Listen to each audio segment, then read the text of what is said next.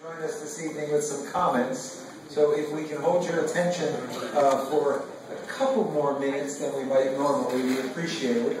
It's another terrific evening at the Michener, and of course we're very proud that we're opening 2 new exhibitions this evening.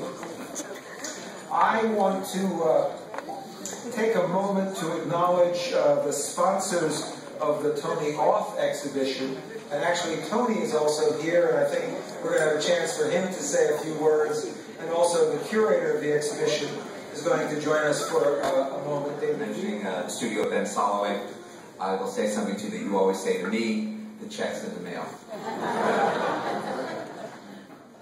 I feel very fortunate. I'm the lucky guy. I love curating. I've been doing it for more than 20 years at museums all across the country and some in Europe. And I get to do all the fun work, and I don't have to go to the meetings and all the things that everyone here goes through, and makes it such a wonderful place. I feel very fortunate, though, that of all the places I've worked at, the Michener is really one of the best. I don't know if people realize how good they have it here, right in our backyard, or maybe you've come up from Philadelphia. This is really a tremendous place. At the Library of Congress, asking for some help in appraising his body of work. And he said to me, and you always hear this when you do this type of thing, oh, you'll like him. He's a nice person, and he's a lot of fun. And I thought, yeah, that's how it goes. You know, editorial cartoonists, I feel like they should be full of bile and, you know, just mean SOBs. He's not mean.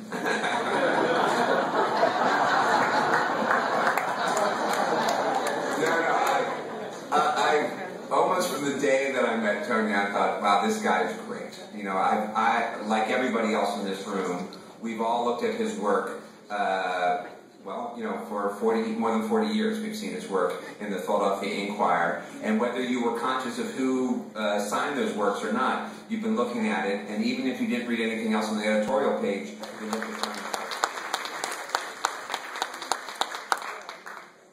work. Well,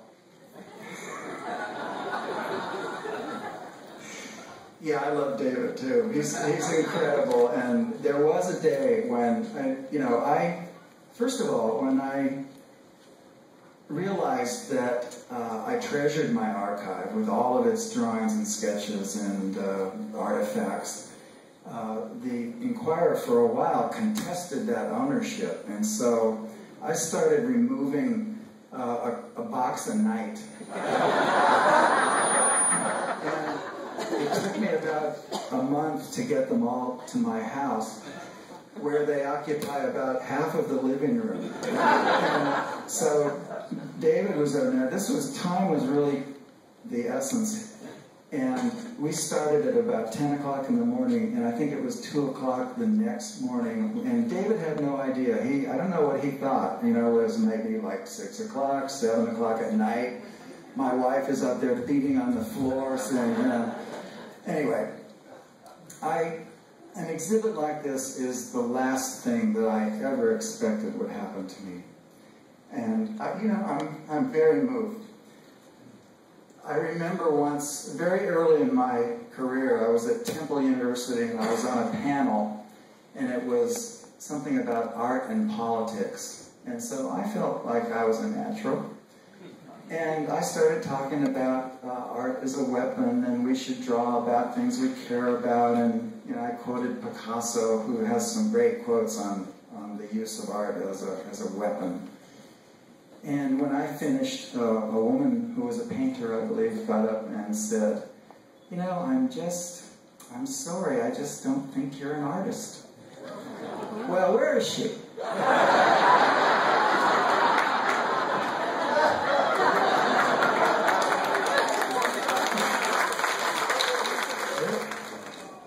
And I thank you all. Again, the membership at the museum, the support from the community is the critical issue. If you want to answer the question, how did this institution accomplish what we've accomplished in the last 20 years? It's because of you folks. It's because of the support from the community. So thank you so much. Good night, folks. Because